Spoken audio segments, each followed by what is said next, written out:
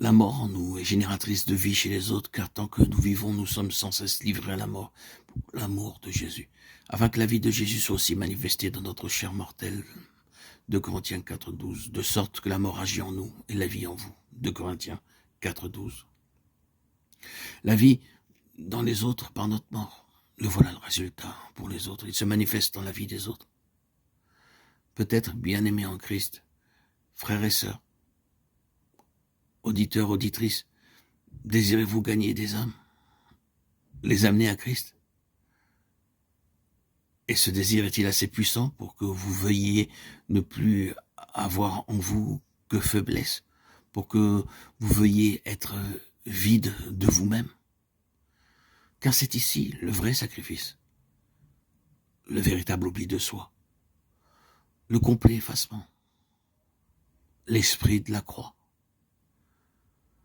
la manifestation indéniable de la vie de Jésus en notre corps mortel, la naissance en nous de cet amour immense qui conduit Jésus au calvaire, pour que nous ayons la vie divine, par lui.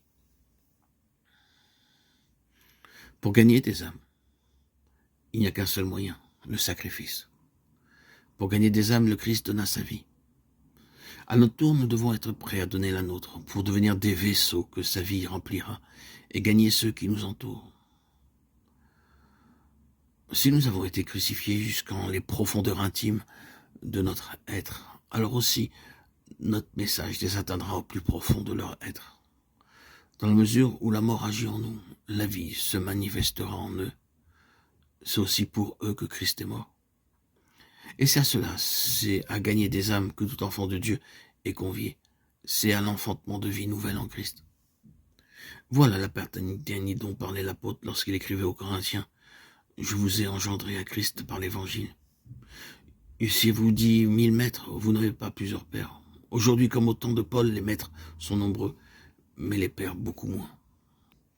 La mort agit en nous, écrit l'apôtre Paul. Il est vraiment remarquable que le 8e chapitre de l'Épître aux Romains, où nous trouvons le glorieux évangile de l'affranchissement par l'esprit de vie en Jésus, où nous est révélée la joie de l'accès auprès du Père, le témoignage intérieur de l'esprit et notre communauté d'héritage avec Christ. Que ce même chapitre se termine par une description frappante de la conformité à Christ en sa mort, condition de tous les affranchissements et de toutes les grâces. À cause de toi, nous sommes livrés tous les jours à la mort, où on nous regarde comme des brebis destinées à la boucherie. Mais nous sommes plus que vainqueurs en celui qui nous a aimés. Romains 8, 36, 37. La conclusion réunit l'image de la mort et le cri de victoire. Comme lui conduit à la mort.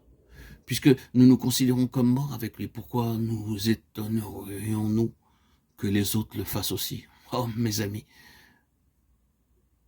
bien-aimés frères et sœurs en Christ, nous pouvons prêcher la croix et même combattre pour la croix. Mais notre message est inutile, impuissant, si nous ne vivons pas une vie crucifiée, si nous ne sommes pas prêts, selon le langage de Paul, à être journellement livrés à la mort, afin que la vie se manifeste dans les autres à la gloire de celui qui, par amour, est mort et ressuscité. Ainsi donc, la mort agit en nous, mais la vie en vous, écrit l'apôtre.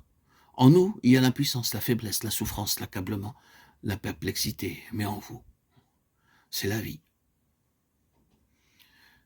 Qu'il en soit ainsi pour moi, ô Père, puisque cela est bon à tes yeux, qu'il me soit fait selon ta parole, selon ta sainte volonté, ainsi soit-il.